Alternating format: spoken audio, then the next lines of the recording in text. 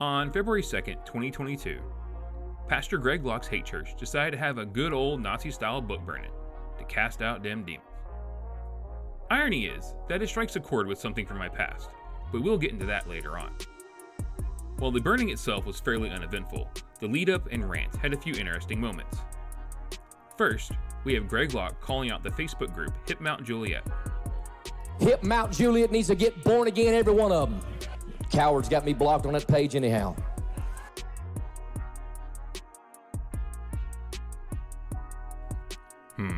Yep, that checks out.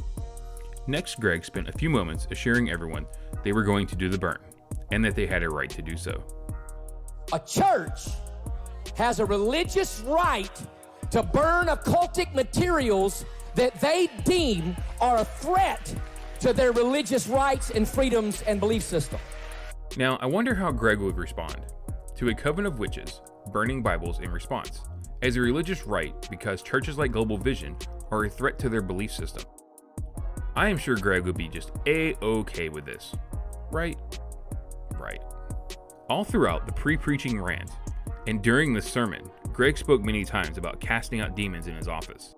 I've watched full-blown manifestations without cameras around. It ain't for show. That you name it, right in my office all week long. 3 of them today.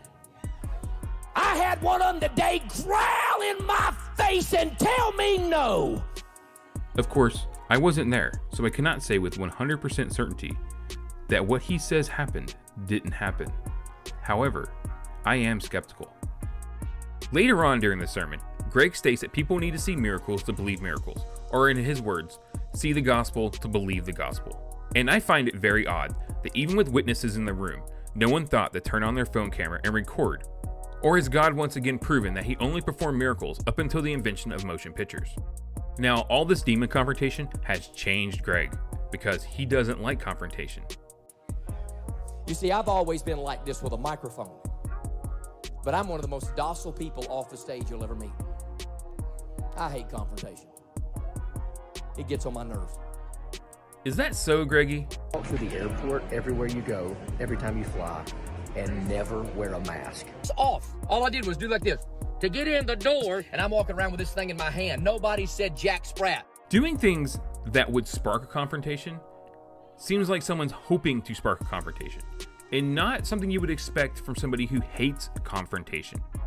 Greg did say one thing that I agree with, and that's rare. But he called out prosperity gospel for what it is and called Kenneth Copeland a crook. And I wholeheartedly agree with this statement, because they are crooks. But Greg, you're not that much better. After all the preamble, the ranting, and the sermon, we get to the main event, the book burning, which in all honesty was fairly uneventful. As I watched the burning, I couldn't help but be reminded of my past as a practicing pagan, and specifically the Sabbath of Imbolc, which takes place on the 1st and 2nd of February. It's symbolic of letting go of the past and looking to the future, clearing out the old and making space for new beginnings. This seems very similar to what Global Vision is doing with purging out demonic items from your life. Greg also wanted people to bring their grandpappy's old Masonic Bibles to burn.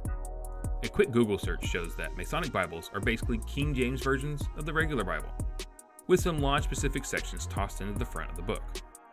So Global Vision held a pagan ritual on a pagan holiday where they burned Bibles. Good job of helping rid the world of this book full of murder and incest.